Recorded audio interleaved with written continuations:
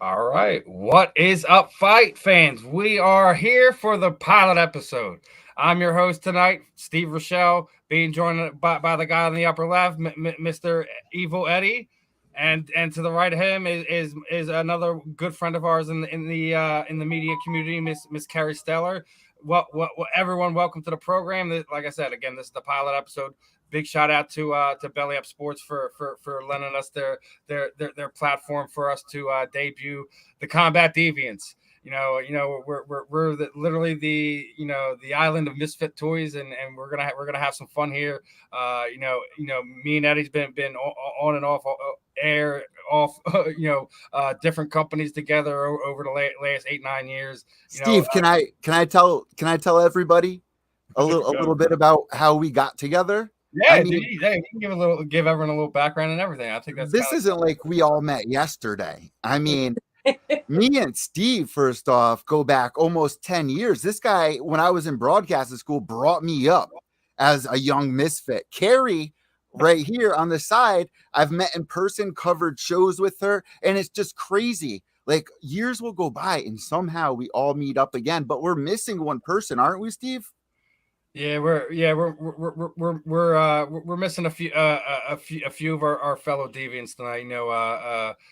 Lee's covering an event down in Miami. And we're also gonna have a few other people helping out, because obviously there's gonna be times where Eddie's gonna be covering events, or I'm gonna be covering events, or Carrie's gonna be covering events, or Lisa's gonna be covering events like she is tonight. And so we are missing some people, and we're gonna have some fun tonight. We're gonna talk some UFC post mortem. A lot of big falling out, a lot of big stories coming out of what happened at UFC 278. BKFC London. There was a lot of fun stuff that happened there. There's a lot of fun stuff happening tonight. You got our local promotions in our backyard. CFFC MMA has another big event tonight. We have BYB Extreme, more bare knuckle boxing going on tonight. We got ONE FC going on tonight, and I've been sitting there seeing all these casuals sitting there saying there's no UFC, there's nothing going on. There's nothing going on. People need to wake up. Hey, So, there's nothing to watch. I'm like, okay. so you know what's really impressive to me? Like Steve was just saying, there's so many events going on. Kaposa, if there's anyone on Twitter that you guys should be following, Kaposa, he covers so many events that I don't even know is going on at certain times of the day. It's absolutely crazy. Why don't we start off with a little talk about UFC 278? But before that, we have a special guest from BKFC, Jayme Hinshaw, joining us at 9:30 p.m. Eastern time. So I'm going to throw it over to you guys. UFC 278. Obviously, Leon Edwards versus Usman went down, and don't count anything out until the last seconds. We learned from Yair Rodriguez versus the Korean Zombie. Guys, what are your thoughts? I'm gonna just Leon say Edwards. Jimmy Manuel called it, I think 7 hours before the event even went down. He's like, I'm calling it now. He's like, Rocky's gonna pull it off tonight. And how could he not have it in a more dramatic way? Down on the scorecards, you have Usman after every round taunting him, giving him looks, walking him back to his corner, doing all kinds of stuff. And everyone has probably seen or heard the audio now from Rocky's corner in between rounds, and it was literally like one of those movie type moments, man. Like he just had the perfect setup and caught Usman into one of his things that the tendencies fighters do. When you do certain things, you throw that lazy jab out there. He just faded over a little bit too quick, And what do you think? and he's being woken up with the lights. So, Kerry, Ali no longer has a single UFC champion under his contract anymore. Thoughts on that? Washed up or not? Maybe need some. I don't know. He like you have to admit, a lot of his guys are long at the tooth right now. You know what I mean? You had Khabib retired. Marlon Moraes looks like he's never going to quite get that UFC gold. He had a lot of early success being one of the guys that Ali used to hype up, and You know, a lot of his guys, you know, he just lost. Usman just lost his belt, so he's officially doesn't have any world champions in the UFC. But washed up, no, I think that guy always is going to have a steady line of good fighters in his base there. So can I ask Kerry something really quick? And then for Steve, this is a really serious question, very important on your stance of what you consider a GOAT, because before this event went down, Dana White was trying to promote Usman as a possible greatest of all time. Kerry, what do you think? What would you label for somebody greatest of all time? Because to me, you have to come back from adversity like Jon Jones versus Alexander Gustafsson. You have to head kick Holly Holm when head kicking Holly Holm, she knocked out Ronda Rousey with. And then you get like that's the kind of stuff coming back from the recent fight. That comeback absolutely dominated. What are your thoughts? What's a GOAT? You know, it's so hard to say who would be the greatest of all time when one, we have females in the mix. Can't leave them out. You know, look at Valentina Shevchenko. You want to call someone a GOAT? I put her in the mix 420%. Look at what happened to her in the different weight classes. She goes up, she goes to, goes down to 125, fucking killing it. She didn't get the belt. What's considered a GOAT in your book? I mean, we can't look at her. She's been through adversity. She didn't win the belt. She supposedly lost to Amanda Nunes twice. And, she has been unbeatable. She's been put in, her last fight was, the most she's been put on her back. She was put on her back for quite a bit. We've seen her in adversity in that respect. And her record to me speaks for itself. I don't see her being beatable.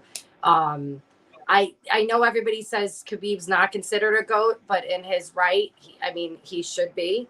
Just like you have. There should be a list of people that are in contention before I even get to who I would think would be it. So, Steve, what's a GOAT?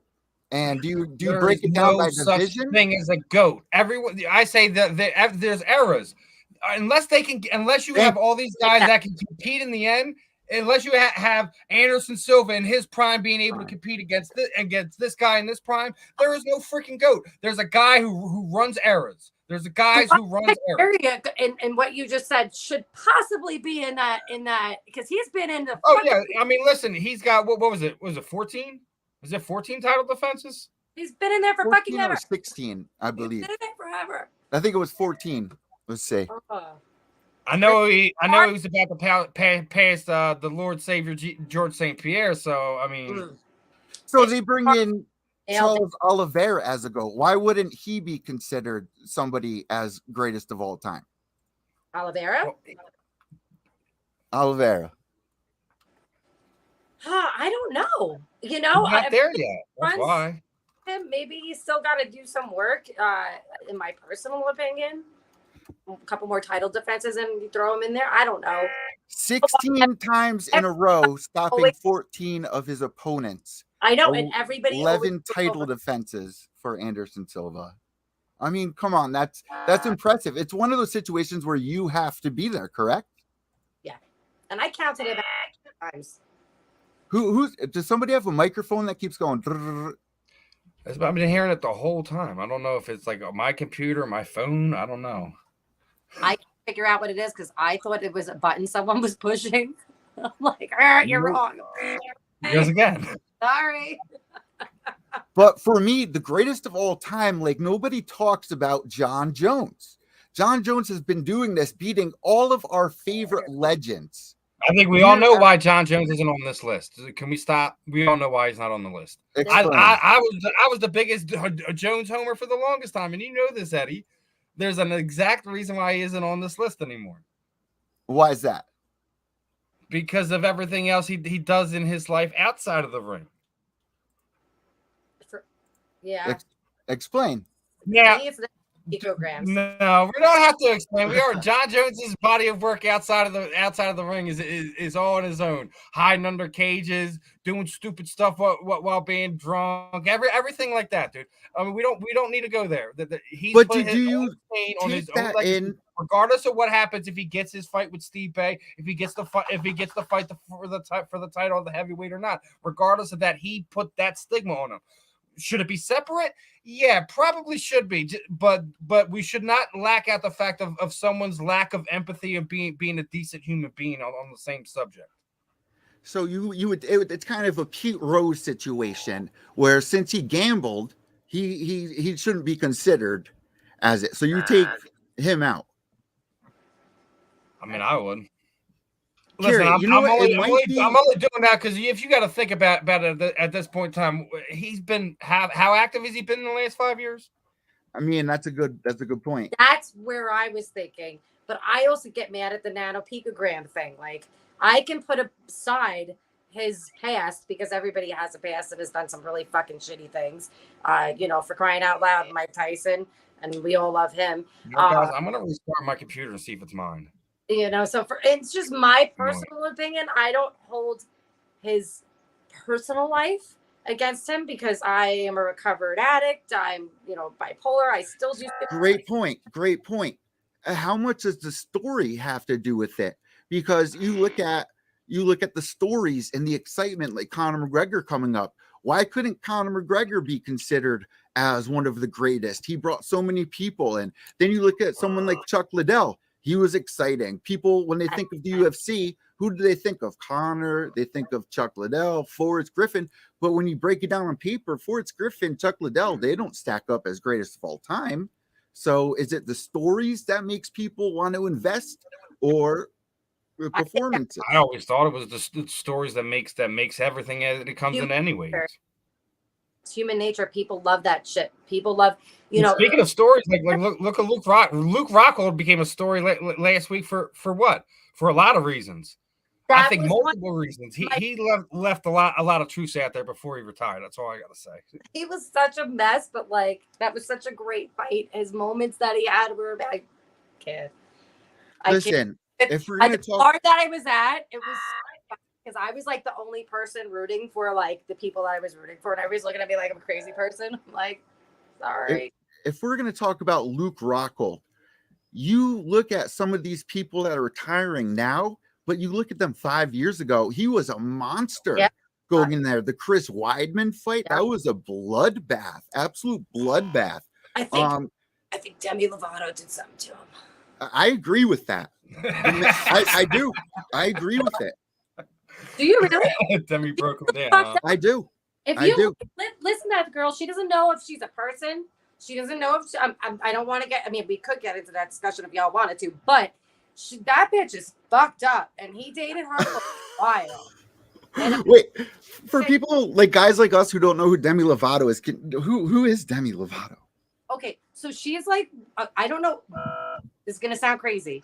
I know who she is only because she dated Luke Rockhold and because she was a singer. I don't know what she was before that, if it was a Disney thing or whatever. That girl's fucked up. Those girls that were like child stars or, you know, famous when they were young, they're all a mess. And she is not, you know, privy to not be. That girl's crazy. She's that shit. You know, add into it all the shit that I've like, you know, I have friends that are in the entertainment industry. I've seen some shit. I can't imagine what he's seen. Yeah, I get that. So when it comes down to it, I believe it was an emotional mess. Did you see what he said? He was like, I can't do this. A bunch of things have happened. And he was out of his mind. Well, for Luke Rockhold, he deserves so much more credit. Lately, I think Usada is a big part of a lot of these fighters changing. Yeah. What are your thoughts on Usada over the years? I mean, we can have a huge argument about that. I mean, they're a necessary evil at the end of the day. I mean, I think it's gotten a lot better over the years. Obviously, you know, we're watching Nate sitting there smoking a fat ass blunt while he's doing his USADA test today. I mean, how can you not? We got to smile at that. Nate Diaz is an absolute G, sitting there smoking a big fat L, and the USADA's there, you know, doing their little checkoffs. I'm like, oh my God, this guy, man. And then you look back a couple of years ago, and his brother was almost permanently taken out of the MMA world for having weed in the system. What do you guys think about the NFT thing where they did it and it was they did it for the Diaz brothers, but like you're gonna literally capitalize on something that you ostracized two brothers? Are you fucking kidding me? I was so mad. I was so insulted as a human person, a fan, you know, as a journalist, that like I'm very into all this like corrupt, fucking stupid, fake monopoly money bullshit, and you know that they could just take shit away if they want to. You know, I was very much involved in that GameStop shit, and when they fucking brought back, what was it? Oh, it was so many things. The guy from Barstool was heavily involved in that. So we were all going back and forth. It was really funny. Everybody's like, what should we bring back next? What was it? What was the NFT that you're talking about? I can't remember the name of it, but it was it a pot leaf of the Diaz brothers or something like that? Like 420, I think, maybe. Oh, okay. So they capitalized on something they also punished. Yeah, and I was so insulted about that because, you know, I mean, really, let's call a spade a spade. That's some fucked up shit. They like, you know, shelved Nick for years. They wanted to permanently take him out. Yeah, that's what they did, essentially. They shelved him for years, you know, put him on the, you know, find them a fuck ton of money. And when you really think about it, back then they weren't making a ton of money. And I mean, I was talking to someone the other day. I'm like, they don't fucking make a lot of money. Unless you're fighting fucking like once every 3 months, you ain't making a lot of fucking money. Unless you're Tina Shevchenko or Conor McGregor or whatever. So moving on from this topic, I mean, we got to talk a little bit about Mike Perry and MVP over at BKFC, because our guest coming on in just a couple of minutes here is a fighter for BKFC. And Steve, did you really think that Mike Perry was going to come out with a W? I mean, I'm not surprised at all. Like, listen, when you take MVP out of his game and you take the, what makes him so difficult in MMA, he's so long and he's dynamic, not just with his punches, but it's more of his kicks than anything that really helps his overall striking game. So, I mean, am I surprised? No, because Mike Perry's he's a dog. He's one of those rare. He's gonna keep coming and coming at you and coming at you, like he said on air. Not only that, like how can you not love him after the fact? Putting Jake Paul in his place, calling him out, and things of that nature for some of the stuff that he's doing in the combat sports. What did he say? For people that didn't hear, maybe for more or less, he wants a piece of that. Like if you want a real fighter, come find Mike Perry. You're taking everything I worked for, right? It's one of those things, man. Like he's he's one of those rare dudes, and I think what was it? And on that note, I think Rick Ross just put up was it 10 mil for anyone who fights Jake. I think what was it? McKinney was all over that on his socials. He was like, if that's the truth, someone give me that money right now in the backyard. I'll take it all day long. In the backyard, yeah. I could see like a whole bunch of like. But did you guys know that this fight was gonna even happen? Was the promotion promoting it enough for you guys to notice that this fight was going down? I had MVP? MVP versus Perry. Yeah. I mean, I believe so. I like going up the fight week. A lot. You heard MVP praising the fact that Bellator even let him have the fight. I know a lot of people aren't really huge on BKFC, especially in the media world. So like, I get why some people would feel like maybe they're not getting enough push, but they just they've done a lot of stuff leading up to things and pushing things and growing things. Selling out the O2 is not no small feat in a promotion that's not even 10 years old. They've really and he's done it without even really building the roster up with full divisions yet. Remember, like Malignaggi. I mean, I would sit there and say he's probably about a year away from like legit having like a full roster of fighters where you're having full weight classes, full divisions. You still have things where you're having guys that are multiple division champions because they can.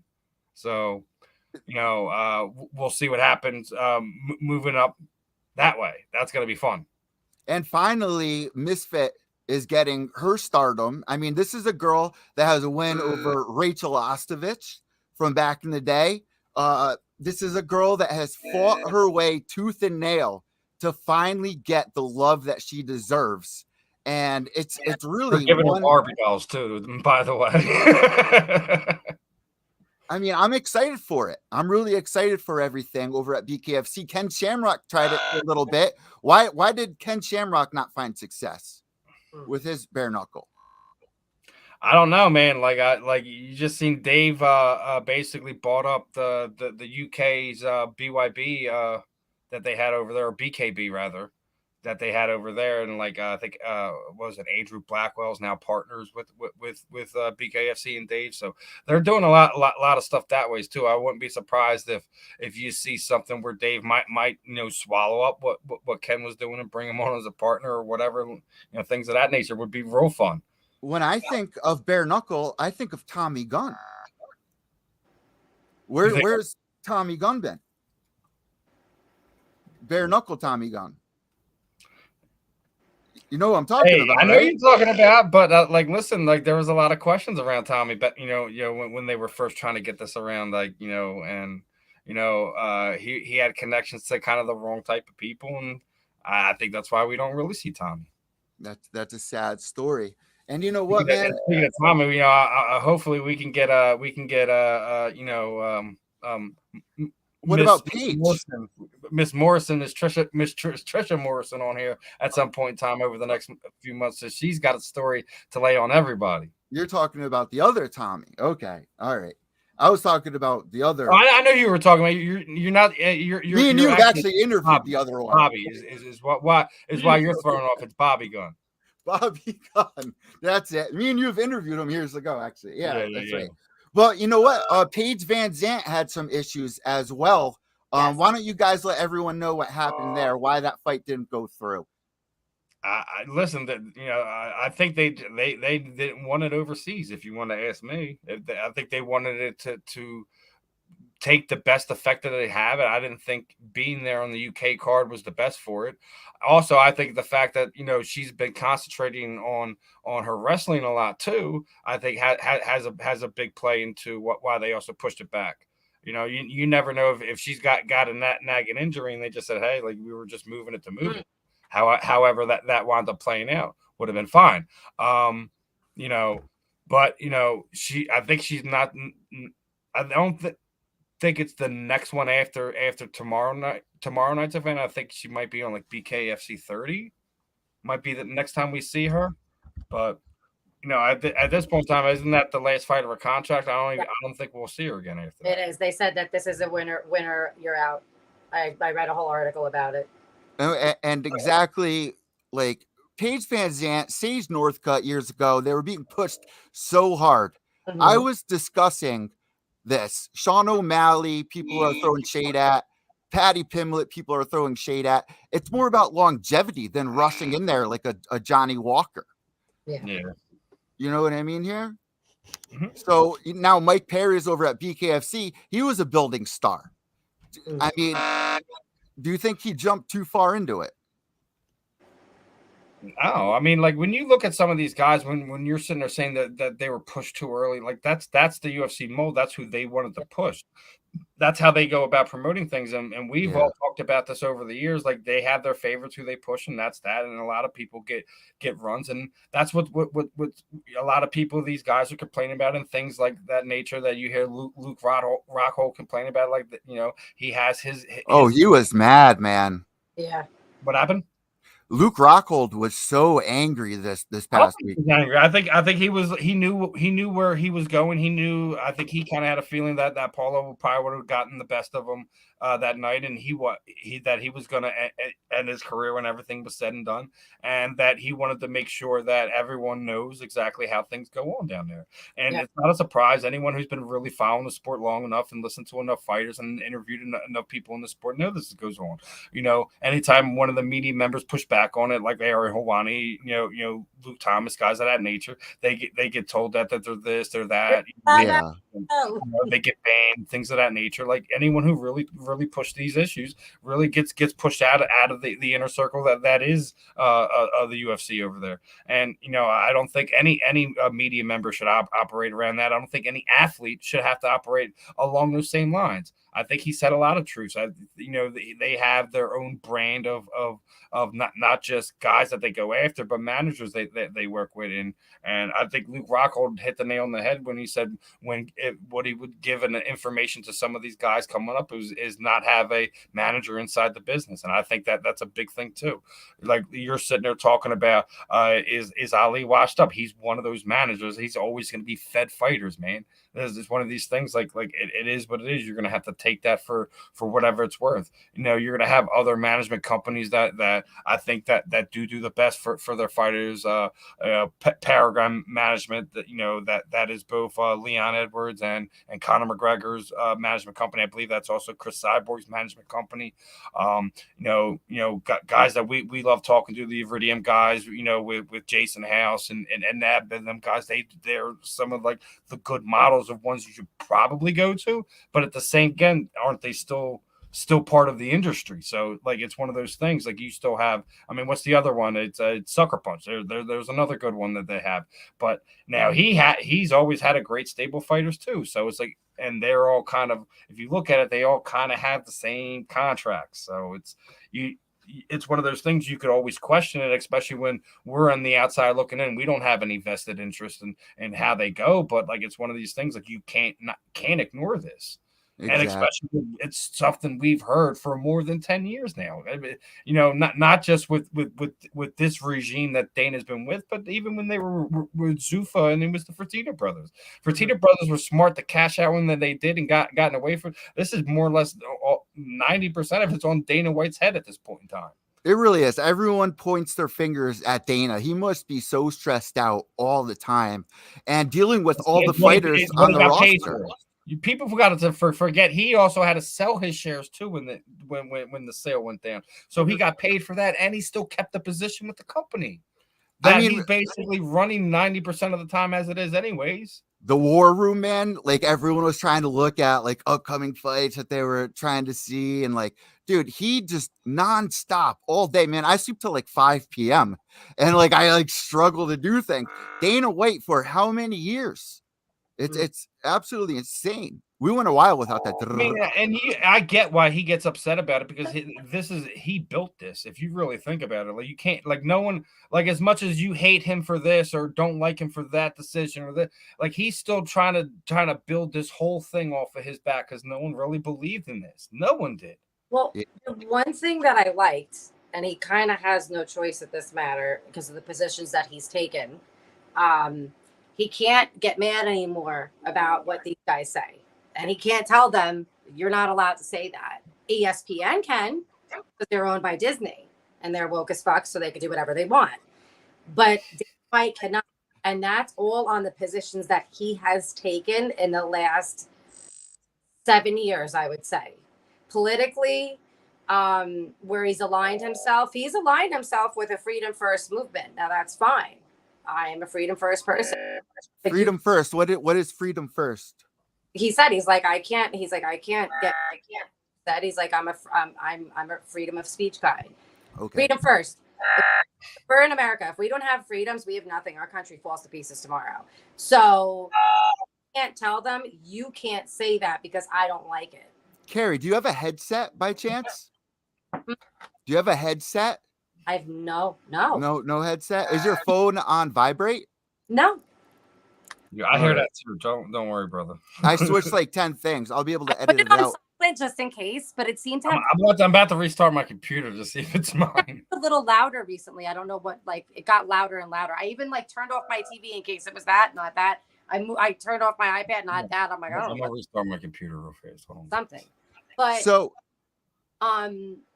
he's, he had, with the positions that he's taken and everything that he's done, he has no choice but to allow these guys. And I don't know if you've heard what they've all been saying recently in the positions they've all been taking. Israel Adesanya is very outspoken about the client list. You know what I mean? Hey. So we have our special guest tonight. Kerry, why don't you introduce Jayme Hinshaw to everybody from BKFC. Jayme, actually, it's been a long time since me and you spoke. Steve's going to be back here in just a second, and I can't wait to catch up with everything going on. We got Kerry here. Steve's going to be checking in a second. Thank you for calling in to the first episode of Combat Deviants. How have you been?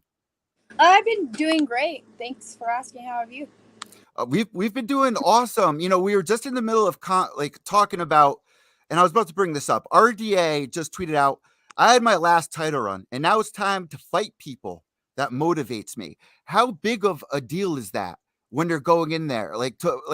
When you get your next fight, what goes into picking which one motivates you? That's a huge deal. The fight actually just motivates me, you know what I mean? Like, it's weird.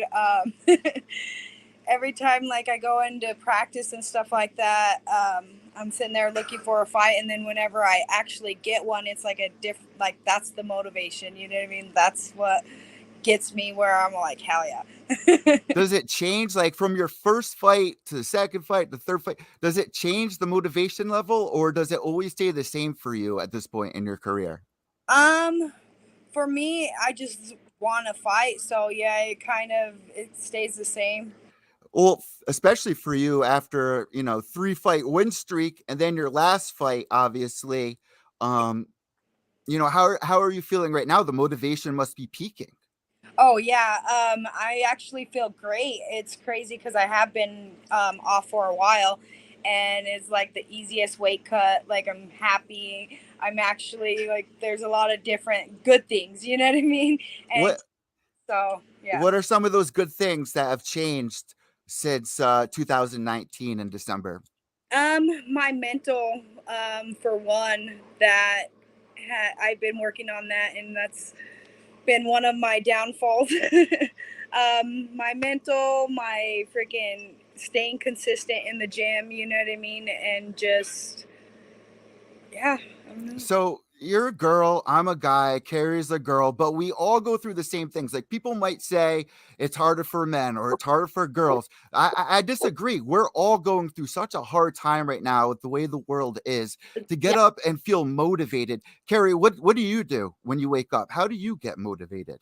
Me? Oh, well, I train a week now. So for me, if I'm not training, doing Brazilian Jiu-Jitsu, MMA, strength and conditioning, whatever I'm doing, I'm also training, for pool. And I have to stay training because it's a consistent thing. And what's actually motivated me in the last 2 years is the way that my brain functions differently since having started practicing jiu-jitsu consistently now for a year and change. My brain works very differently. And I know it because I watch it in my pool matches. I'm like, wow, I would have never thought about that. I would have never. And I'm like really not afraid of anything in that respect anymore. Like, I used to walk up a little nervous sometimes, and there's no nerves whatsoever. I mean, and here I am, I played in front of, cameras in Las Vegas and, worlds. But yeah, a lot of that motivation for me is competition, but it's also learning and getting better. So that's a big motivator for me. So, Jayme, how do you wake up in the morning? What is your daily routine like? How do you motivate yourself? Honestly, I think motivation is kind of crap, because if you stay motivation runs out, you know what I mean? And you got to be consistent, and consistency helps motivate you, you know what I mean? I think that's what it is. Bits and pieces here and there, right? You can't go all in on one thing. It's bits and pieces, and kind of seeing the beauty in the smallest things. We got Steve back on stream. Steve, how you doing here? I was just restarting since we were having all that noise. So we got Jayme here, man. We're talking about motivation. We're talking about, a 3-fight win streak, and then 2019, and coming up, she got a confirmed upcoming fight on the 27th for BKFC 28. I mean, she's saying a lot of things have changed, and I'm really excited to see you back in here. She's changed a lot since we all first started talking to her and interviewing Jayme. Like 6 years ago. We've been on a little bit of a ride with her. Obviously, she's been there doing MMA. Obviously, is this the debut for BKFC? If I remember correctly. Correct. Yeah. It's actually the first BKFC 105 match too. So Oh, that There makes you go. The Adam Wade. See, and this The is what new I was karate literally just hottie. talking about. How Dave's done a great job in less than 30 events of growing the brand that is bare knuckle boxing, and obviously he's the first one, and they say it takes a special type of fighter to be a bare knuckle boxer. So what made you decide to say let me step away from MMA a little bit and let me take the gloves off and punch bitches in the face? Well, I actually had an opportunity back in the day to do it, and I was all in for it, but just my coaches and everything, they're all like, no, it's a different weight class and everything like that. And so I just said, okay, just put that on the back burner. And whenever I came back, I just been wanting to fight, and I put it out there that I wanted to fight for them, and it happened. So yeah, and you get a fun mashup. Cassie Robs should be a fun fight. Is definitely one there's going to be action, right? yes, yeah, it's weird because we fought before, and I thought we were kind of cool. You know what I mean? Like, we're not like best friends, but cordial and stuff like that. We used to follow each other, message each other back and forth. But as soon as she got the contract, she just started to talk shit, run her mouth, and it's like, the fuck? I don't know. She said it ain't 2017 anymore, Jayme. Okay, it doesn't that work both ways though? Picture of my weigh-ins from then to now, like I was so soft. Then she better know that she's not fighting the same Jayme Hinshaw. So you actually I got nothing but love for Cassie, but she hasn't been on the winning side of much in the past handful of years. She only won 2 people, and that was me and fucking some other girl, Amanda. So you know what I mean?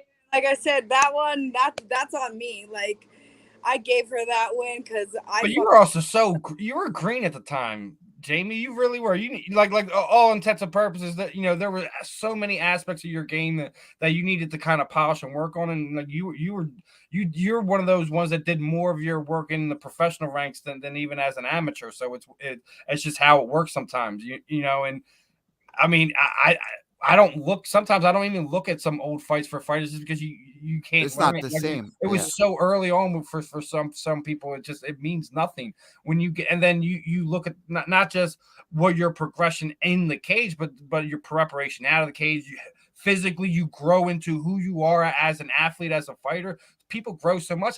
I mean, tell me where Cassie's grown. Nothing. Again, I have nothing but love for Cassie. She's the same. She's always been cordial to me and things of that nature. But to sit there and say like, oh, it's not 2007. Okay, it works both ways. Jayme's changed a lot, in a lot of different ways as a person, as a fighter, as she prepares. It's just one of those things. I get it. There's aspects of the sports where you're going to kind of hype it up, but a little overline, right?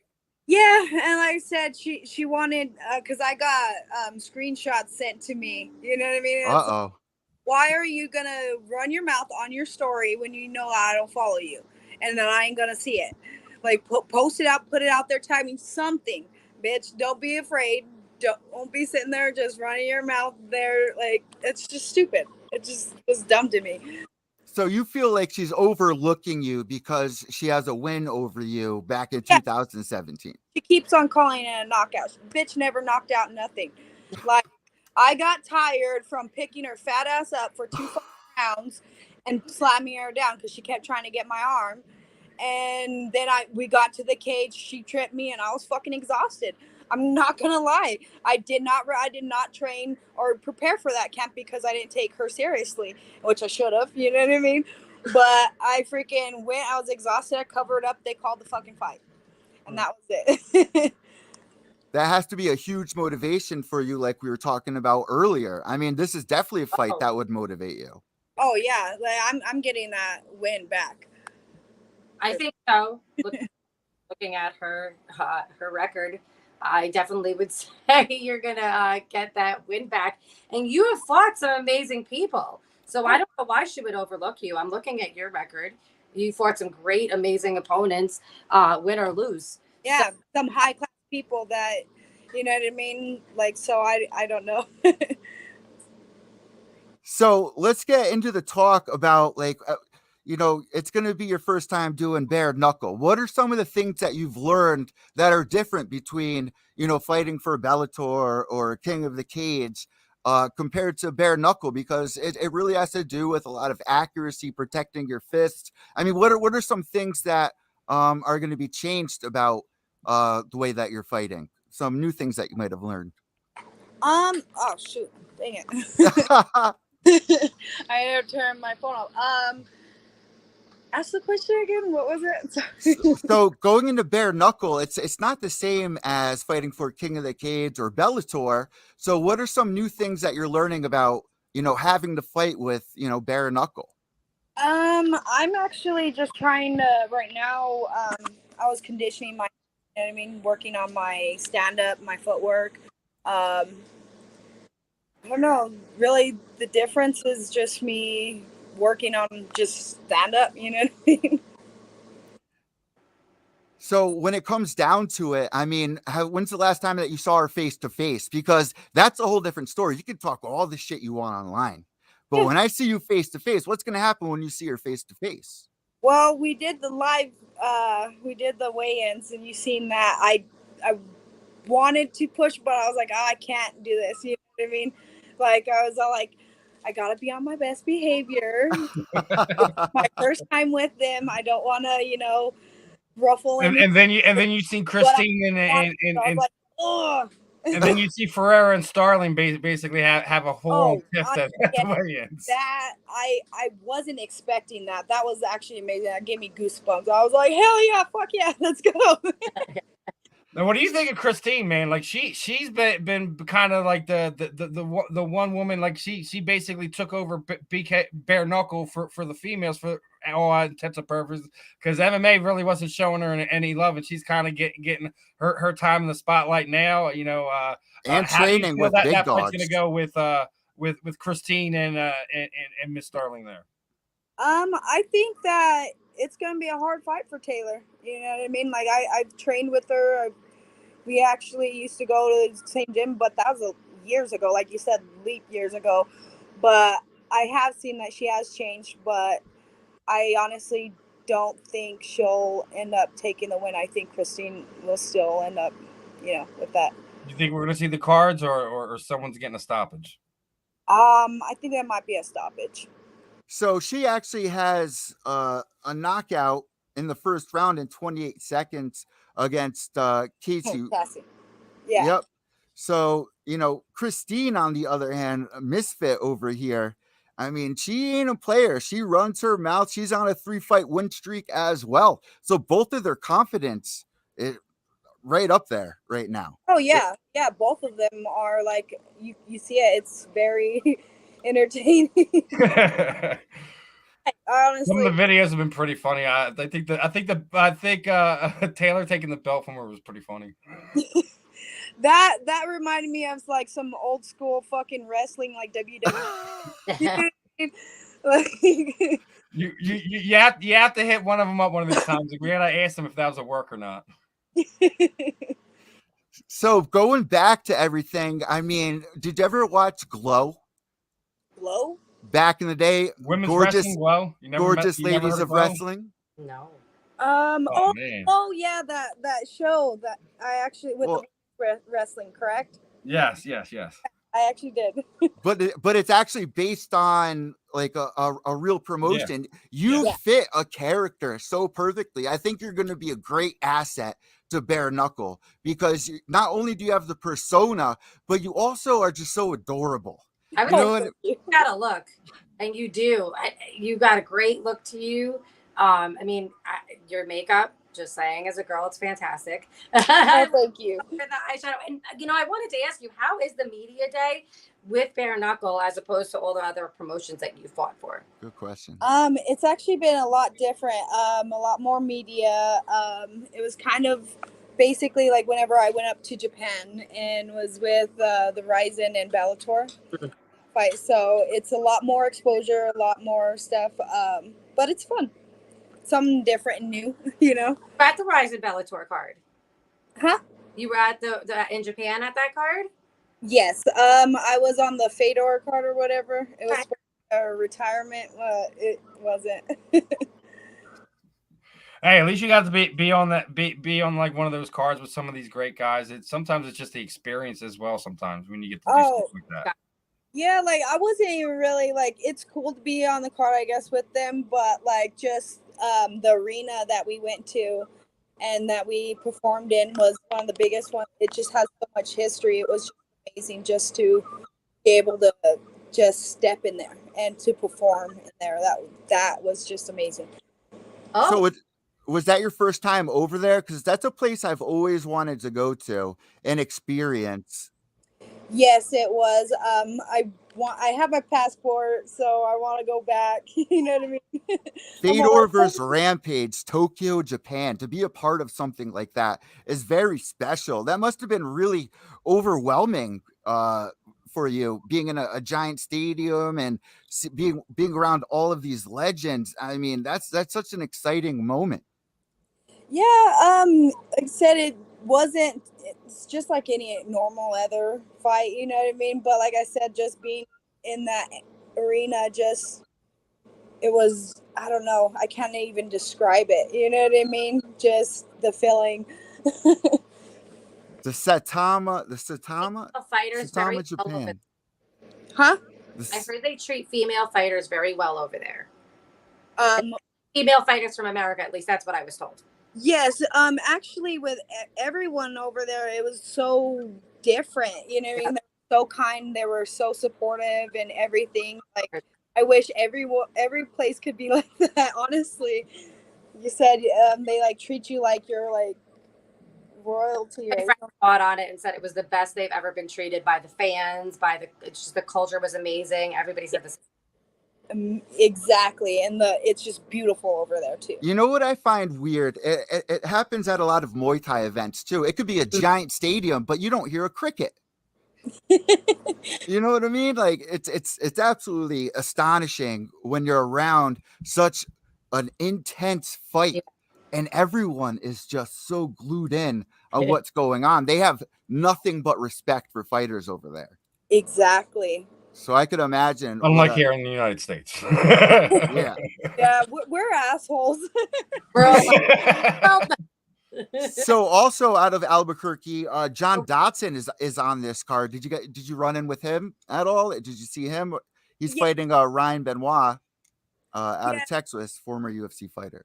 Yeah, me and Dotson, we're cool with each other. You know what I mean? Like, we're buddies. So, like, it's awesome to actually find. Yes, the mini me crew, right? The mini me crew. It's the mini me crew. So what do you guys have to do afterwards? Like right now, you're in the room, you're relaxing. What's the rest of your night gonna look like into the morning? I'm just still rehydrating. You know what I mean? Just trying to get all the fluids back in, all the food. You know what I mean? Trying to just rest and be ready for tomorrow. So I already seen the post. Is donuts your favorite sweets after weigh-ins? I actually was just passing by it and I seen Rebel Donuts and my husband, he's like, do you want to go over there? I'm like, yeah, let's go. I've been to some crazy places around here in the city. There's a place called Backdoor Donuts, and literally all night long, it's like you go through a little side alley, just whoop, grab like these crazy, dude, Fruity Pebble donuts. Like, oh my god, like stoner's dream. That was gonna be my next question. Have you ever tried CBD? And if so, has it worked for you? Yes, I do use CBDs. I use like kind of the oil and the topical. The topical kind of, I don't like it because it works, but it's so greasy. You know what I mean? Hard to get off of things. That might be good for the fight if you're GSP. You know? God, I knew that was gonna come up. Yeah, I'm pretty sure they ain't gonna be letting you have that all over you. I know. I actually got to ask you, since we're talking on the subject, what are your thoughts on basically CBD and weed companies basically being banned from the cage or the ring, so to speak? I think that's kind of dumb. I don't know. Like, CBD and medical cannabis, like it helps people. You know what I mean? Yeah. Anything, it would be something that would be taken away, not like in heighten or enhance. You know what I mean? It's not an enhancement. Yeah, I agree on that part. I just think it's kind of short sighted when like you see a lot of things like where you see Francis Ngannou being made because how the UFC structure works and that he lost out millions of dollars in a sponsor. Then Dave obviously looking out for what's best for his company. Has this deal in place, but can't have CBD or weed companies on the athletes. I think is really short sighted in some things because you're not at the point where you're at with the UFC. You're where you could sit there and say, hey, we're giving you X, Y, and Z. They're not quite there, so it's kind of a rough situation where he's at, but I get it, but at the same time, I'll always be pro athlete. You're taking something out of these fighters' pockets by not being able to have their sponsors on their shorts, on their banners, a T-shirt, etc., whatever. That's what those sponsors pay for. That's how they can get through the camps outside of the actual show and win money that the structure is that what is combat sports today. You can't sit there and take something without giving something back, in my opinion. Mm-hmm. I mean, are you allowed to wear like alcohol companies on? I'm pretty sure you are. I mean, if you that's wind up getting Budweiser as your sponsor or whoever. I tell people all the time, even when I'm out in public, and we just became legal here in New York, where you could walk around pretty much. Although they tried to make some stipulations, and as soon as they made it legal, I'm like, wait, because there's going to be all these regulations now on it. Like they do it just for that, because then they can ticket you, and then they can do all this shit, right? Well, the regulation was just exactly what I said. Like, it's going to be anywhere you could smoke a cigarette, you can smoke pot. You just can't smoke in front of kids or at kids' events. Boom. That's pretty much the rules, right? So to be able to take that away when it's helped so many people for so many different things and so many, take away, the THC and marijuana component, CBD itself. But they'll give people opiates after a fight, but not weed. Yeah. What? They'll give fighters opiates after a fight, but they can't smoke weed. It's messed up. Yeah. Chewy with a fucking beer, get in your car, go and drive, but I can't smoke a joint. Stop. That's crazy. So, guys, it's time for our fan poll. I asked everyone on fight night, when you have people come over as a host, what do you order? Do you order pizza and wings? Do you grill burgers and dogs? Or do you have simple nachos or something else? What do you guys do on fight night? Do you order pizza and wings, burgers and dogs, nachos, or something else? Who would do nachos? That's kind of weird. But I found the best way to do nachos ever, and it was just by an accident. It was by just happenstance. I went to a amusement park in Pennsylvania called Knoebels Grove. They have a thing called traveling tacos. What? And they take usually the Dorito bag or whatever, and they up all the Doritos, and then they put the taco shit inside of it, and you walk around with a fork and eat it that way. So it's not so messy and it's not annoying. It was actually cool, pretty fucking cool. I'm like, yo, my next party, traveling. That's what kids do here in the city because they only have 50 cents. They do it with the nachos. That's yeah. We've done that a lot. Like even at the schools and stuff like that. You'd get a bag of chips and then they throw shit in there. Nacho sauce, yeah.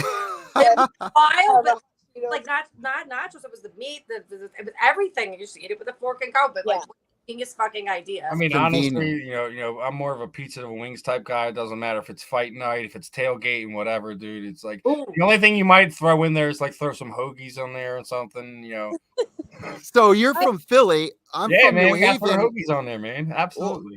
Did you put pierogies on there? Pierogies, Polish, huh? You said hoagies. I'm like, well, they know hoagies. I actually found a place in New York in the Long Island that's showing the fights at an Italian restaurant, a really nice restaurant. So shocked. They started showing the fights, and I mean, they have great fucking food. I was blown away. I'm like, you guys really need to advertise this because everywhere I go has shit food, literally. The food is terrible. The crowd is even worse. You can't hear. You're like, it's just annoying. I go to Burgerology and they turn it into a fucking club at 11 o'clock. I'm 43 years old. I'm here to watch a fight, and it's listed as a place that's watching fights, not a club. You're all out there trying to fight people over burgers and shit. Trying to watch my I'm fight. just sitting there like, I don't want to like have to get in a fight. Like, fuck these people. I just want to leave, go home. Oh, it's crazy that things they do now for fight nights just to make money because of everything that happened. The way they're doing things is just, it's retarded. It just doesn't make any sense. And then they're showing them at movie theaters. Yeah, I saw that. Jayme, what do you do for fight night? For fight night, I would probably do burgers. Like I'm a burger girl. Like I don't know. You know what's good? I had stuffed burgers. They stuff them with like cheddar cheese and peppers. Oh, Cheese. Ooh. Have you guys ever tried the TGI burgers, the TGI Friday burgers that you see in the stores? They're actually not bad at all. Really? Well, So like like normally when you grill your own burgers, they shrink so much, yeah, right?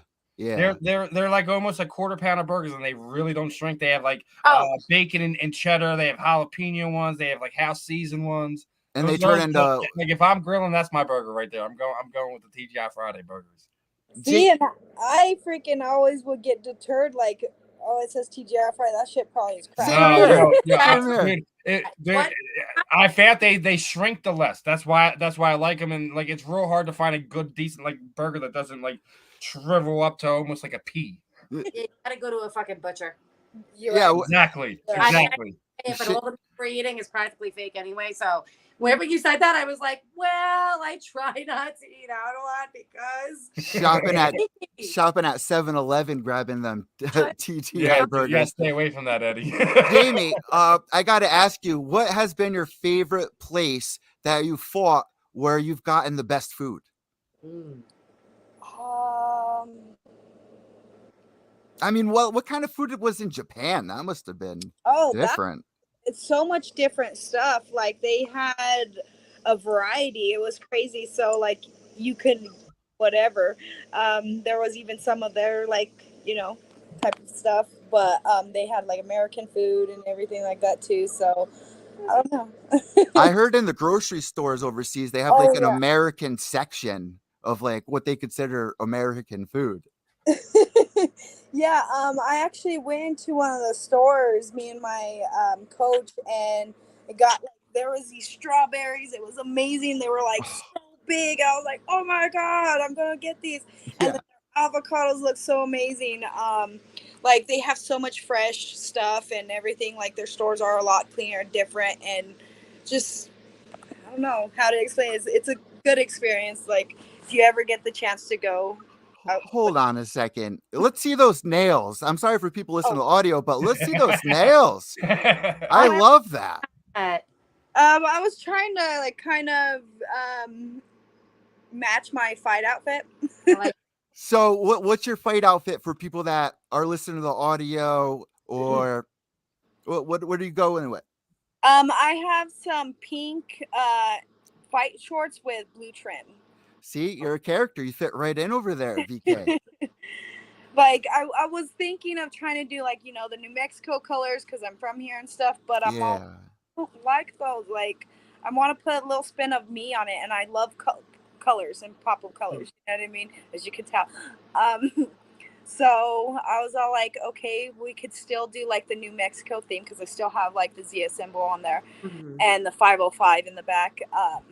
Representing. I was all like, we got to switch up the colors. We got to do something that I'm going to be happy with. Any tattoos coming up for you? I don't know. Tattoos always take time to heal, and then that's time off the mat where I can't grapple or anything. Yeah. You know what I mean? That's the only thing. I don't know, though. What about a face tat? You just gotta stay away from the face. Every time you get a win, you're gonna get an X under your eye. That's how to do it. Then people will get behind you, start rooting for you. They want to see you with the X's. She likes to get her face tatted for no reason. For BKFC to be a character, you want face tats. Every time I knock someone out, I'm gonna get a face tat, and people will go nuts for Atom Bomb. Tat is like Taylor's thing, you know what I mean? Like everyone else is gonna try to be buying it like Cassie and stuff, but no, I'm not one for a face tattoo. I've never even. You have a Face, please don't do that. I'm doing it soon, and I got my own tattoo gun, so I've already It's- told you that. I'm waiting for one of those drunken nights I'm where I surprised you don't have it already. I know. I got it. I'm surprised. In fact, I didn't see you come on with like half your face tattooed. I'm like, oh my gosh. One last fan question. Never have I ever been with two people in a relationship. I'm guilty of that. Definitely guilty of that. Yes, in my past I have. Not proud of it, but you know. But it just happens sometimes. So you know, you like this one, you like that one. But like two relationships at the same time, two different people. Yeah. Like hooking up with two different people at the same time. Yeah, I think I might have been guilty of that once or twice back in the day. She's all a little bit more. She's a little bit married now. No! How have the people found out about it though? Because I've had people do bad things. You had the detective knowing that you were lying asshole and you got caught out in your bullshit. Yeah, end up in a psych ward. Well, that's just about it. I mean, we've all been getting, like anyone who's played that game, you had to have gotten caught up. That's how it ended, right? When you have like 4 girlfriends and then they all find out and make a group chat, that's a little much. That's like a movie. That's like a movie. That's like a lot of energy and work. Like, dang. I was loving it. I was going sicko mode. I had a problem doing 2 because it's just a lot of work. You know, 4. Unless they all have the same name, that is far too much shit to try to have to remember. Like, The worst part is, paying for everyone's dinners. Nickname. You know what I mean? What? It works. Oh man, the fake name. That's great. Like Cupcake or something. I just think you're Cupcake. Like, I'm gonna call you Cupcake, and then you call every girl Cupcake. What would your Tinder bio say, Jayme? Shoot, I don't know. I'm married, so I'm married, so that's perfect. Should be saying so many likes. Fighting mom. That's what her Tinder bio would say. Fighting mom. Yeah. So honestly, what people really want to know, Jayme, is what can they expect when you step in there? Fireworks. You're gonna go, and I'm going to war. Like, I'm going to punch through her face. Like, you know what I mean? So you ain't gonna want to miss this. It's gonna end up in knockout, bloody, war, something. It's gonna end up quick. And are tickets still available right now for people to get? Yes. I think. Oh dang it! I took the link out of my. We already shared it. It's already up on Belly Up. I had them share it out for you, my friend. But yeah, and then I have the link to the app to get a free month if you haven't already. Free month of BKFC, so you could be able to stream it on there. And then you could catch my fight on YouTube tomorrow. Sorry. There you go. We get her on YouTube as well, so yeah, it's even more fun. Yeah, I'm on the prelim, so that's going to be streamed on YouTube, so everyone will be able to see it. You're going to be the second fight of the night, which is going to be awesome. We're really looking forward to it. Kerry and Steve, what do you guys got? I just want to, who are you looking on the card outside of yourself, outside of the main event? Who are you looking forward to seeing the local town? Is it John, your friend there? Is it Isaac Valley Flag? Like who are you looking to see throw down tomorrow night? I'm excited to see Donald Sanchez. Like me and him, we used to versus Jeremy Smith. Yeah, you know what I mean. It's gonna be exciting to see him come back. Like that's awesome. He's had 50 fights. 50 fights. That's a lot. Jay Guida just signed his 60th fight too, man. So like some of these guys that we used to love watching, man, they racking up the cage time like nothing crazy. Yeah, it's crazy. Got most of the guys and stuff like that, especially because if they've been around, they usually have to take like a shit ton of fights. You know what I mean? So I could see that. So it's been 2 years since he's fought. What do you think his biggest struggle might be, having time off? Honestly, do you believe in ring rust? Not really, no. I didn't feel it. I've had, time off and stuff and had to go on there. And it was just like riding a bike. You know what I mean? Like you don't forget that shit. Muscle memory. yeah, it's just I like, think the biggest thing with that is if you don't like, if it's just like you're not unable to get a fight, but if you're, I think ring rust is more of a thing if you're not actually in the gym, if you're not actually active in the gym training on whatever it is, if you're doing MMA or like how you're doing, if you're doing BKFC now, like I think that's more of a thing that way. yeah, that's more of a someone wanted to fight and said, "Fuck yeah, I'm not going to train. I'm just going to go and get a fight," but which is stupid. You know what I mean? But my coaches won't ever let me do that. But I agree with the fact that ring rust isn't a real thing if you're actually training.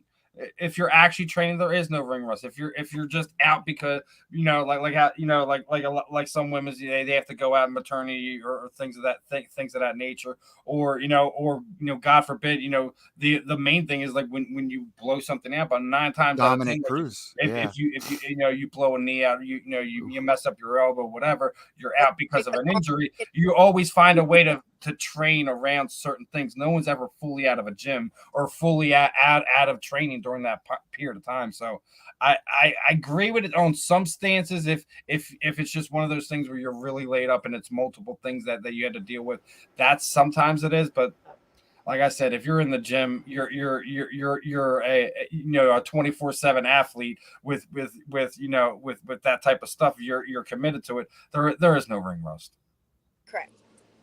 Now, Jayme, for anyone that's young listening to this, why do you think they should get into following your career? Why would somebody want to become a fighter? For the young girls listening right now, what inspired you to become who you are today?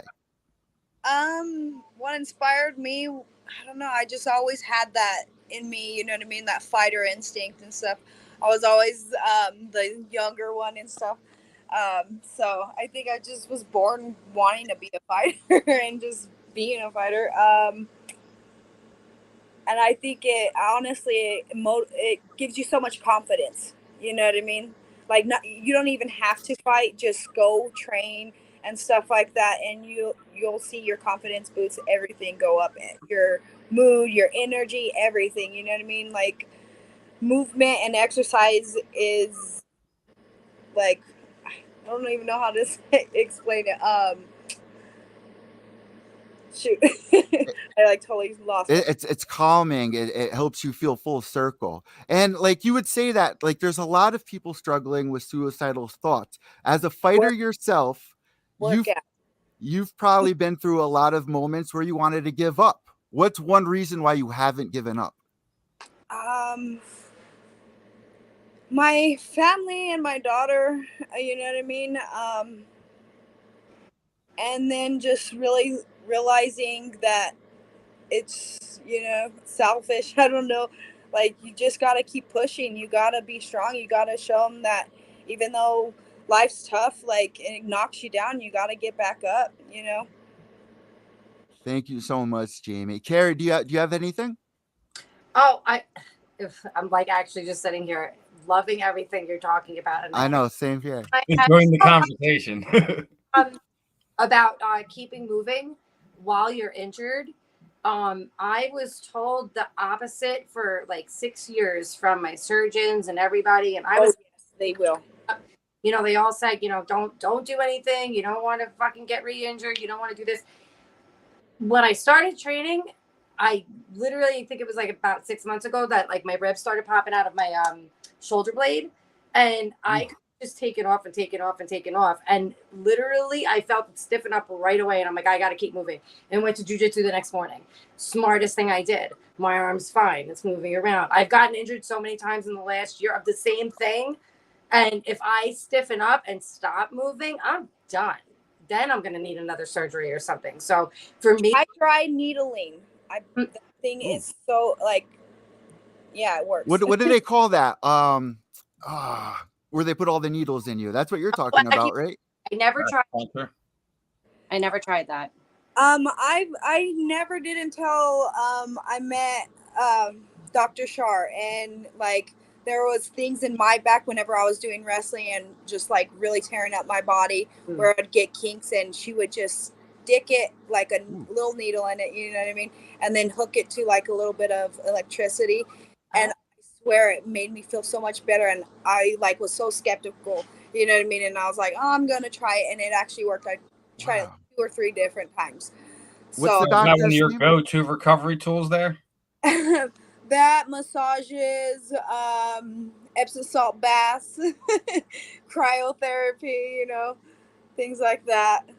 Yeah, All cryo's kind of of the biggest thing that's probably changed in like the last 10 years when it comes to recovery in combat sports, don't you think? Yeah, it's basically the same thing as an ice bath, but it's a lot less miserable. You know what I mean? Like you don't get really cold in there for 3 minutes or whatever for your cryo, but sitting there and dunking your whole body in ice water for 10 minutes, it sucks. But I think it's a mental thing too, and I think that's why they used to do it back in the day instead of just going out and you know what I mean. Yeah. Just take an ice bath. That's mentally going to make you strong too. If you can't quit, you can't get out, you know what I mean. The same thing like in a sauna or you sweating out and making weight. That's it's mental, you know what I mean. Yeah, you guys go through a lot. So at this point in the interview, usually, I mean, Kerry, you were waving your hands. Did you want to say something? A couple things that I wanted to say was Of the course. injury thing and training through the injury and not being stiff and not stiffening up. And that was really something that was important. That was just like kept on sticking in my head. And the other question I couldn't think of, but what I do want to know, what do you do? Because I've been to fight nights with some of my friends that were fighting on cards and stuff. And it's really cool to see what you guys do, like the whole week and the whole experience. What do you do after the fight? Everybody's different. Yeah, after the fight, I just kind of like trying to just chill out. I always go out, and then just try not to gorge too much. But this time I'm not gonna gain so much weight back. Yeah, because usually after fight night, I like to just keep stuffing my face with everything, you know what I mean, for like a week, and then I get up and I'm like, damn it, I should have ate all that stuff. Going back into practice, and you feel it, you know what I mean. You feel the sluggishness from all the crap and everything. It's just like, fuck this sucks. Hey, but you deserve it at least one night. Come on. After the fight. Yeah. After the fight, I might I'm desserts and chocolates, so I'm probably gonna indulge myself on some dessert or something. Well, at this point in the interview, we usually like to hand the imaginary microphone over to you. I learned that line from Steve 6 years ago. And if you have any shout outs, any sponsors, any social media, the floor is now all yours. Yes, I want to shout all my sponsors, Chiba Hut, Jerky by Art, The Cure, Rhodes Wrestling Academy. Shoot. Hold on, give me a second. He's like, wait, I got to get my list. Yeah, fighters have their war room wall like Dana has. Pull it out. All right. I'm just getting my banner out. Monty's Cigar Shop, Building Solutions, Damage Control, Voodoo Dolls, Maverick Auto Fabrication, Jones Therapeutic Massage, and then Functional Fury, Combat Waffle Studios. Combat Waffle, that sounds cool. Yeah. And I want to kind of say there was a little girl that grew up in the fight community that lost her life through diabetes not too long ago. I have it on my thing, Malia Strong, and it's pinned up. Just want to shout that out and, give some people try to about diabetes awareness, you know what I mean? It's especially in kids, it's rough. My mother has diabetes. She's been dealing with it for well over 10 years. She's well into neuropathy at this point in time. So she can't go for more than 10 minutes without having her scooter, because her feet are killing her on fire. And it's even worse when you having to deal with it in young kids, and when battle like that, and you can hear it in your voice. It's something that means a lot to you, Jayme. So, you know, make sure you shoot me that links out. I'll try to see if we can get that put out with you when we share the highlights for the interview tonight. All right. Thank you so much, Jayme. Thank you. All right. Have a good night. All right, you too. Best of luck. Best of skill. Thanks, Jayme. Best of skill. Best of skill. Yeah. Steve, you taught me that one a while ago as well. Yeah. That was a fun one. Jayme got a little emotional there at the end, but I'm definitely looking forward to her fight. Definitely, like I said, I already said it. All due respect to Cassie, I don't think telling her it's not 2017 for what reason. Well, I said that, but I mean, in reality, but in reality, think of it this way: what has Cassie done in the past 5 years? Looking at her record, not a lot. Yeah, it's got to be hard for fighters like that. And I mean, this must motivate her. If you look at it geologically, the reason why Cassie's fighting this fight is because Jayme wanted to take a fight. Mm. You look at her record; it's not something to write home about. Cassie Ra's been Invicta all over the place. She's a name that's been around, but she hasn't really been able to make the best of the opportunities that she have had. Can we talk about what a big deal it is to have Misfit as the headliner on this thing? 2 females headlining on this thing. That's huge. Yeah, I mean, dude, she's been making her name for herself since she got there, man. Really looking forward to seeing if she can retain again tomorrow night against Taylor Starling. I don't know if I'm going to agree with the stoppage yet, because Taylor's definitely kind of proven that she's not one to write off with, but going to look at Christine's videos, over the past few months and things of that nature, she's put the work in. And she trains with like what's his name?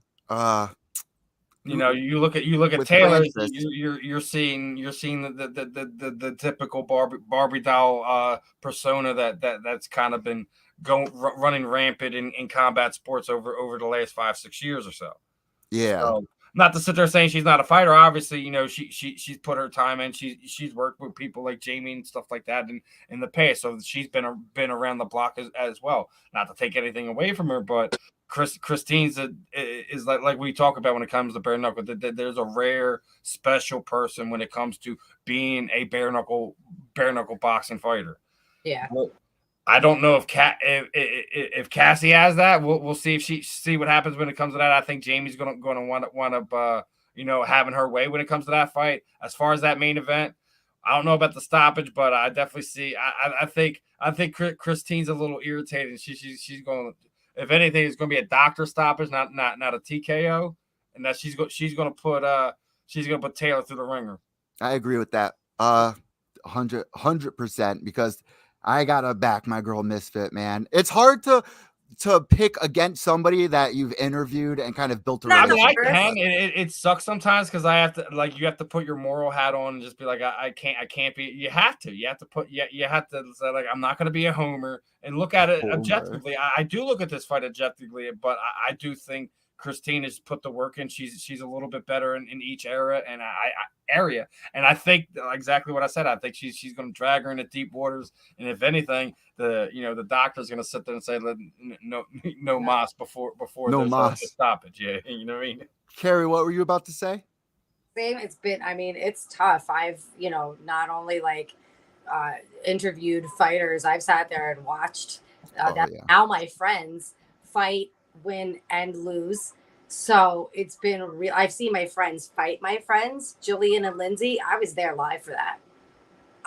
There were 3 press people, me and 2 dudes. And I'm there and I was just like, oh my God, I was freaking out. I was so upset, but so happy for Jillian. Like, it was such a mix of emotions. People don't understand that. And it happened at this past UFC event with bringing your children to events. I've seen mothers, girlfriends cry. My friend's mom was that. I went with Alicia. I went really for the fight for Alicia because, she's like my best friend. She comes here all the time. She stays with me a lot. So I go with her and her mom was there. Her mom was awesome. I was so excited hanging out with her all weekend. It was a really great experience. But the fact that 3/4 of the card were my friends was even better. Yeah. And now I'm friendly with everybody that was on that card. We all were partying together the whole weekend, hanging out, bullshitting, because it's a small hotel. I was training the whole time while I was there, helping Alicia warm up and shit. It was great. It was such a good time. So can I bring something up, guys? Sure. Yeah. At the beginning of the show, we were talking about Jon Jones, and he just tweeted out, my goal, my dream is to have my first heavyweight title fight look like my first light heavyweight title fight. Pure domination. UFC 282. I remember that fight. That was UFC 128 in New Jersey. Okay, he absolutely murked Mauricio Shogun Rua. I remember. It wasn't even a question. All of our legends he murked. Now let's go over it this way. He hasn't yet had a single fight at heavyweight. He looks like he's bulked up. He just hasn't, he's not that super shredded, but he has never had KO power at 205. And you want to sit there and tell me you're going to have that type of finish in your heavyweight title fight debut? I think he would have had more luck fighting Brock than I Francis. love you. I've always loved you. You have an unrealistic expectation of what this is going to be like. But it motivates I think him. He should be. I think he should be confident to sit there and say you're going to dominate the title holder, the title, not your entry fight, the title holder. Stop playing with me, dude. Stop playing with me. When Jon first came on the scene, I remember watching something with him, and no, it wasn't even with him. It was some kind of program. It might have even been, he might have been featured in The Secret. I don't know, when they did that documentary about it.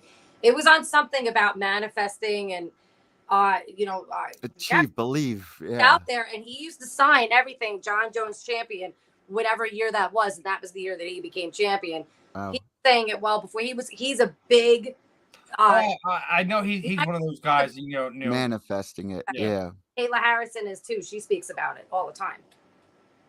I get that. As long as that it's Francis Ngannou right now. Yeah. He's not mulling through Francis Ngannou like that. It's all like talk yourself up while you're out. Sometimes when you're on LSD, you might think. I mean, if he was telling me that he was fighting Stipe Miocic and he's going to do to him what he did and that might be somewhat believable because Stipe's on the lower side of the heavyweight scale. You never know. It's MMA. Anything can happen. Oh, absolutely. It's no picograms all the time. But we also have to take in consideration we don't know who this Jon Jones is because we haven't seen him fight in ages. Are we who comic collected Jon Jones? Are we going to see funny Jon Jones? He showed us so many different faces. We don't know who's what's what. And this is what we were already talking about earlier, why he's not being held so highly in the GOAT status, on legendary status and things of that nature, because he hasn't been active. He hasn't. Who has he put out? Please, someone tell me who has he put to sleep? DC. Outside of Lyoto Machida. DC. With the head kick knockout. I thought that was more of a stoppage than a knockout, but go ahead. I'll give you that. It was a follow-up. Yeah, head kick knockout, followed up, and then they called it. There's that one. Then they called it. Yeah. But you know what? I still think Lyoto Machida was his most impressive win as a champion, period. Well, I think a lot of people, that was a very big, probably his biggest fight in that respect. Yes, because Lyoto was so evasive and he was special to watch when he was younger, Yeah. Very, a different style of fighter in the likes of how Anderson Silva had that crazy movement back then. And maybe Adesanya, but there's not a lot of just the fucking, it was incredible. I think that's what's going to make Jon really tough at heavyweight is because no one's going to be able to move like him. Yeah. He's gonna you don't know what's going to happen when he puts that weight on and things like that. That's what I'm saying. We don't know who this heavyweight Jon Jones fighter is. We don't know if he's different versions of the guy that we've seen at 205 or what. I'm excited to see, though. I mean, it's definitely fun to talk about. He's definitely going to bring some life into the heavyweight division that hasn't been there in quite some time.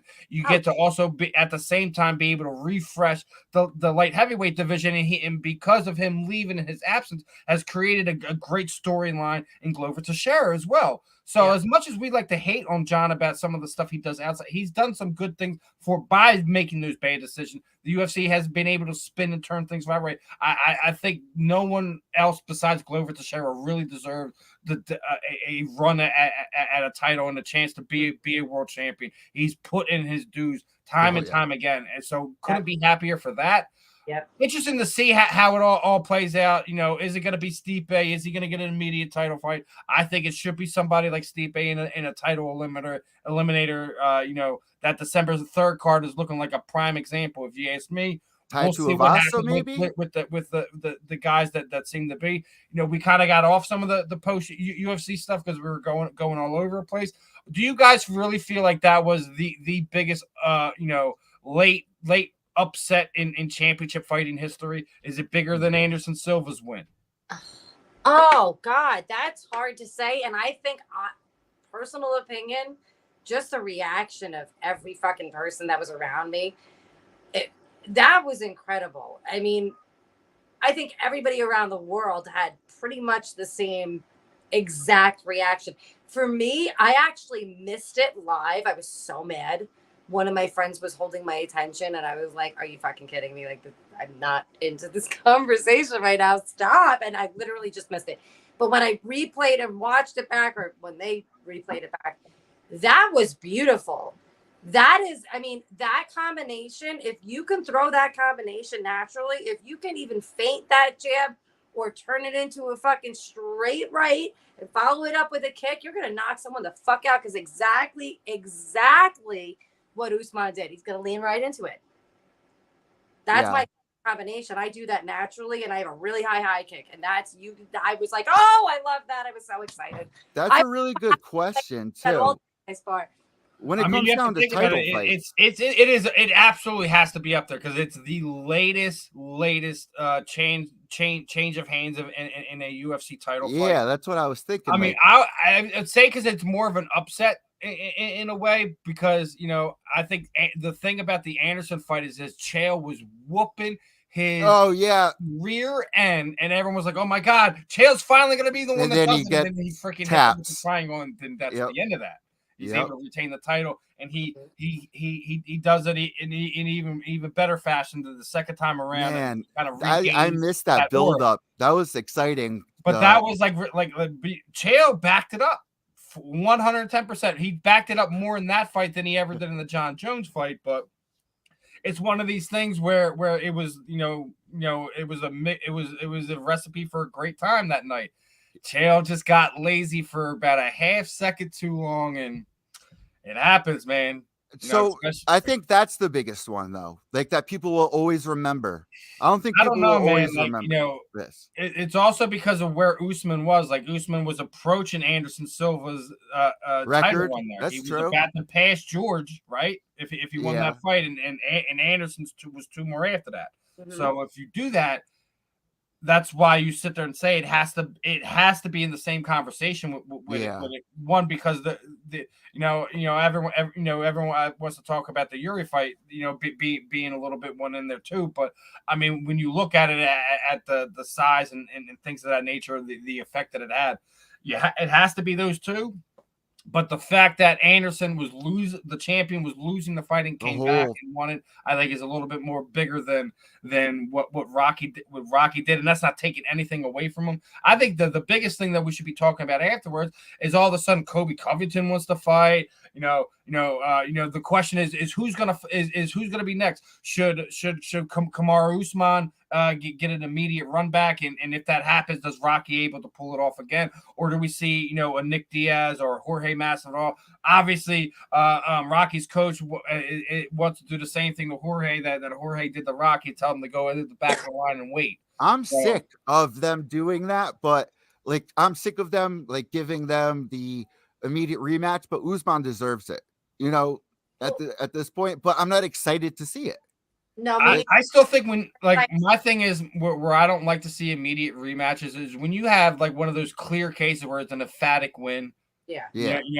I wasn't too keen on the idea of the immediate rematch with Juliana Pena and Amanda Nunes, But it's one of those things where it's like she put in the body of work. You can't sit there and tell her she can't have an immediate rematch. In the same sentence, now Usman's being smart, just like I'm taking the time off of my family. I'm doing this, like big up to his brother who just won Ultimate Fighter. He's been super respectful after the fact, and I think that's really key on some things that could happen. You could very well sit there Usman and be like, you know what, I don't care. Just give me my fights. He's already put himself in on his contract to where he needs to be to fight anyways. Even if he's not fighting for the title, he still has a better contract than 80% of the guys on the roster. So he's not necessarily needed, but I still think he should absolutely get a chance to run it back, and that should be the real question we're talking about. Not if Diaz is able to win in the next pay-per-view, and if he decides to come back, because the UFC still has to try to re-sign him. So it's basically BS talk, in my opinion.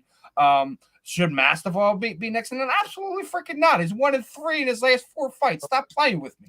Look, I love him. Absolutely love him. He's the king of Miami down there. Absolutely he is. No one can take that away from Jorge. He's got his game-bred MMA, game-bred boxing. He's branded himself a very nice career without actually being a world-class fighter. He's not. He's earned his dues through other means and things of that nature. Nothing but love from Masvidal. Should he be fighting for the title tonight? Absolutely not. If it is not Kamaru Usman, we should see who's 2, 3, and 4. Have a conversation about that. See when they're next. Do I think it should be Diaz? No. Do I think it should be Chumanov? We'll see if he's able to get by Diaz. I don't know. I think it's going to be, regardless if we all will not want it to be, because I agree with you. But what I think is going to happen is they're going to give it to the winner of Diaz Jayme. I don't think it's. I mean, Usman, you could definitely make a case for that. Absolutely. I'm just sick of, like you said, I'm sick of seeing the immediate rematches. I'd love to see somebody fresh in there, but that's just my personal. I think it's because it is a big comeback thing, and it was one of the things where he was up on the scorecards and things of that nature, and how crazy combat sports is times where you faint the wrong way, whatever the fight game is so much of a game of inches more than it is in any other sport. People will never truly admit to that. Everyone says football is a game of inches. Watch how because of the movie, because of Al Pacino. But it's one of these things. Usman should get it. I wouldn't be upset if he didn't, but I would be upset if it's somebody who's really not deserving. Like it's one of those things. Like when we seen Bisping get his title fight at that time, it's like, why is he's filming? Oh, because they're fighting in London. That's why. Oh, it makes total sense. Filming Triple X. Yeah. It's one of these crazy things where he probably shouldn't have got it, but he got it, and it was an important thing for him. And I'm glad he did. Like, I wasn't never the biggest big fan, but it's one of those cases that he shouldn't have fought that fight. And it's one of those things where it's like it's the good old boys club in the UFC. So we'll see what happens with the welterweight thing. I mean, I'm still gonna sit there. I've been saying it. Sean Brady will be the welterweight champion before 2025. If anyone wants to bet me on that, please, I'm taking all comers. I'll put money down on that with you. Well, I think it might. I'll agree with you on that one, Steve. I like the up and comers. What were you saying, Kerry? I'm sorry. I was gonna say I have an up and comer for you that I think could possibly be the one woman to dethrone Valentina. Who? Erin Blanchfield. There's one. She ruled Invicta with an iron fist for quite some time. I've seen her since before she went pro. I saw her last amateur fight. That girl is scary. Was anyone upset with Megan Anderson when she came into the UFC? Did you guys think she would do better than she did? I mean, she doesn't like me. I got blocked. I don't know why. Oh, a long time ago too. I was like, you fucking what? Like, you're a fighter. I don't have a problem with her. I mean, I hear she's doing better since taking time away. That she's debated on coming back. She's been doing a lot of announcing and things of that nature. I don't know, man. You have to be 100% here and 100% here when it comes to the sport. I'm concerned with this. I don't know. I'm like looking at her. What did you do? What the fuck happened? She used to be so pretty naturally, and now she's like this filter queen and clearly got her lips done and something else possibly. And it's just, don't do that. She was so pretty. Now you're gonna make yourself look like a fucking he-woman. Like, stop. That doesn't make them look feminine. Oh man. They look like All I gotta say is I hope Kayla Harrison and Chris Cyborg get the swing at it. I see that happening for sure. I think I know Chris has been hounding Ali online about it, talking crap about the contract, everything like that. It's one of these things. I really do hope she's able to kind of get ready to do her thing. I hope they make that fight happen, but love to see that fight so much. I want to see that. I mean, that's probably like the bit, like just because we're all partial to the women's combat side of things. So I really hope that fight happens because it needs to happen. It's one of the fights that has to happen. Yeah. If Kayla's not in the UFC, the only fight to have at this point in time is Chris Cyborg. It would be so upsetting for her entire career if she doesn't have the chance. It'll be a super fight. They do it all the time. They'll mix a promotion fight. They'll put might come down to BKFC fight. You know what I mean? Might have to see it like that. Well, the first and foremost thing is Chris has her boxing debut, right? Yeah. So you have to get past that first, and once you get I don't think she hasn't re-signed with Bellator yet, and I think it's because she's trying to weigh her options to see if she can make the Kayla Harrison fight happen, and that's why I think her management is doing a great job of making sure that Chris has these opportunities since she's left the UFC. She's everyone's thought that she was done. Amanda stopped her. She's leaving the UFC. She's done. That's all the UFC wanted her for. Job of since she left. I think maybe the only other fight you could think about trying to make would have been Kat Zingano. Yeah. So that would have been the only other interesting fight I think you do have. I think Chris has done everything you really need to do. That's the only fight that she has left to chase outside of BKFC or boxing. Agreed. And if she does boxing, why not try to go after Clarissa Shields? Why not try to go after maybe see if you could find a catchweight situation. Zarina Bars rematch. Get Amanda Serrano above 135 pounds to see if you make that fight happen. They have familiarity, obviously, with being on the set of Fight Valley. I think that could be something that you could do with some type of charity type of thing. I don't know. Obviously, it wouldn't be something that they would be in the same, like you would have to do it in a way because they're so far away in weight. Yeah. But I think it is things that out there for Chris that she could do. We'll see what happens. I know we're getting close to the time we want to wrap it up. I know Kerry's actually you have some media event that you're covering this weekend, right? Yes, I should be going. Lucky. Yes, I'm providing everything works out. I should be going to Men of War tomorrow. Well, make sure you say hi to Steve for me too. Yes, Steve is awesome. He was so funny. He's like, I haven't fucking seen you in forever. So it'll be good to run into everybody tomorrow. I always say that should things go accordingly because something always fucking happens to me. But life happens. I mean, I'm really excited because finally we're not stuck inside anymore. I've been covering events, and now over here with Belly Up, we're all going to be trying to cover more events. I'm going to be writing. You guys are going to be hosting the show. This is our first episode, and we're missing somebody, which is supposed to be our host who's actually covering an event right now. Steve, do you want to let everyone know just a little bit about who our host actually is? Well, Lisa basically, she's down there in the Miami area. She's going to completely help us take over the Eastern Seaboard over here between all of us over here. Amateur MMA fighter. She already has a couple fights under her belt. I know she's doing some rehab on her foot. That's why she hasn't fought in the back half of this year. But she has had a fight that I think it was February or so. Won that. So obviously being involved in media, being involved in the combat scene, actively covering events. Obviously, Lisa's somebody was really looking forward to having on here and working here. Hopefully, she has a great weekend covering her event this weekend. I believe like I said, I believe she is covering the BYB Extreme bare knuckle event. And are we going to be doing the show every Friday at 9 p.m. for listeners? I mean, for all intents and purposes, yeah. But obviously, we'll have situations where we'll be doing special one-off interviews. Working within athletes' time frames because not every athlete is going to be able to come on here. Friday nights 9, 10, 11 o'clock at night to be able to sit there and talk combat sports. So we're gonna try to break it up. But for all intents and purposes, we will be here. We will be talking combat sports. We will be doing live reactions as well, getting everyone's thoughts on anything if it'd be going on Friday nights. Obviously, and we got a Twitter page. We didn't now do it too. tonight. It's kind of our pilot episode. Would have loved to be doing some live reaction to BYB or one fighting championship, whatever it happens to be. While we're on here, I mean, typically BKFC winds up being on Friday nights, so hopefully that's something we could always be doing. The back half of our show is doing nothing but live reactions to whatever events are. I think that should be a little bit more fun. I know Eddie has a lot of stuff that he has planned out as far as programming wise and things of that nature.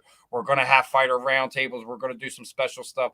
We're going to try to make everything fun with you and try to cover as much as combat sports as we can. I know in all that, I still didn't mention LFA is also on the night. So like I said, it doesn't matter if you're on the East Coast. It doesn't matter on your West Coast. There's always some type of fight promotion. So stop complaining. Is doing something that's giving us something to talk about and cover. UFC's off this week. We'll see what happens. Fight night next week, I believe, is coming. We'll be able to break that down. We're gonna talk BKFC next week. We also already have our guest for next week. I'm not gonna break it yet. You guys will have to tune in. Make sure you're following us on the platforms, Combat Deviants on Twitter. Make sure you're checking out the Belly Up sports stuff, Facebook, Twitter. Make sure you're following them on YouTube. Make sure you're doing whatever you can to support us. We got so much stuff forward, coming forward. We're going to be doing some giveaways. I got some stuff I've been hoarding around, from collecting, covering things of that nature. So I got some stuff I'm going to break down on you. May even break out one of the old World Series of Fighting posters and give to some of our listeners. But I think what we're going to do is that's going to be a two-parter. That'll be one like where when Belly Up's YouTube account hits like 1K followers and our Twitter hits the same or something to that nature. We'll work out some stuff for the people who support us. Hey, I'm gonna make a deal. If our Twitter page makes 1,000 followers by the end of this year, I will get a face tattoo. Of what? The logo? Of the logo? No, something that I've been really wanting to get, but I need something to motivate me to want to get it. So if you guys get us to 1,000 followers at Combat Deviants on Twitter, I will get myself a face tattoo. So let's try to push for it. Live on camera. Yeah, we got to get. I got my tattoo gun right over there. It will definitely be documented. I'll come and film it for you. It will definitely be documented. Trust me. And there's no way to hide it. It will be on my face. Have it done live is dope. I'll do it live. Right in the tattoo parlor. If you guys want to see Eddie do this, make sure you blow it up. Well, no, we didn't do too bad. The first in one day we got 20. We already got 25 followers. So not bad. So the clock is ticking down. Where can everybody find you guys on social media before we go for it, Kerry? Wherever I'm actually allowed. I got unbanned on Twitter, so I'm back on there. I got Kerry the Steller one, and then the ITGC Media. I'm also on YouTube in the Girls Corner. I'm on Instagram in the Girls Corner. They let me not have that back too, and Facebook I'm back on. So yeah, I got allowed back into the world. It took a lot. All right, you guys can follow me at XEvilEddieX on Twitter, and also I do the podcast Pure Evil MMA. But this right here is going to be my pride and joy, my love. Look forward to some of my articles coming out at bellyupsports.com. And Steve, where can people find you? You can find me all over the place. Facebook, Instagram, Twitter, TikTok. Snapchat, whatever. Make sure you're following me on Twitter. It would be, at Steve Sports Talk 1.